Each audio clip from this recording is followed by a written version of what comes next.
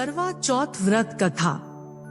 साहूकार के 7 लड़के एक लड़की की कहानी। श्री गणेशाय नमः। एक साहूकार के 7 लड़के और एक लड़की थी। एक बार कार्तिक मास की कृष्ण पक्ष की चतुर्थी तिथि को सेठानी सहित उसकी 7 बहुएं और उसकी बेटी ने भी करवा चौथ का व्रत रखा। रात्रि के समय जब साहूकार के सभी लड़के भोजन करने बैठे तो उन्होंने अपनी बहन से भी भोजन कर लेने को कहा। इस पर बहन ने कहा, भाई अभी चांद नहीं निकला है। चांद के निकलने पर उसे अर्घ्य देकर ही मैं आज भोजन करूंगी। साहूकार के बेटे अपनी बहन से बहुत प्रेम करते थे। उन्हें अपनी बहन का भूख से व्याकुल चेहरा देख बेहद दुख हुआ। साहूकार के बेटे नगर के बाहर चले गए और वहां एक पेड़ पर चढ़कर अग्नि जला दी। घर वापस आकर उन्होंने अपनी बहन से कहा, देखो बहन, चांद निकल आया है।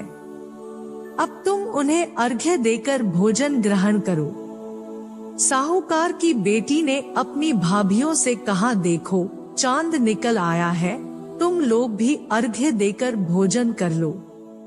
ननद की बात सुनकर भाभियों ने कहा, बहन अभी चांद नहीं निकला है। तुम्हारे भाई धोखे से अग्नि जलाकर उसके प्रकाश को चांद के रूप में तुम्हें दिखा रहे हैं। साहूकार की बेटी अपनी भाभियों की बात को अनसुनी करते हुए भाइयों द्वारा दिखाए गए चांद को अर्घ्य देकर भोजन कर लिया। इस प्रकार करवा चौथ का व्रत भंग करने के कारण विघ्नहर्ता भगवान श्री गणेश साहूकार की लड़की पर अप्रसन्न हो गए। गणेश जी की अप्रसन्नता के कारण उस लड़की का पति बीमार पड़ गया और घर में बचा हुआ सारा धन उसकी बीमारी में लग गया। साहूकार की बेटी को जब अपने किए हुए दोषों का पता लगा तो उसे बहुत पश्चाताप हुआ। उसने गणेश जी से क्षमा प्रार्थना की और फिर से विधि विधान पूर्वक चतुर्थी का व्रत शुरू कर दिया। उसने उपस्थित सभी लोगों का श्रद्धानुसार आदर किया और तदुपरांत उनसे आशीर्वाद ग्रहण किया।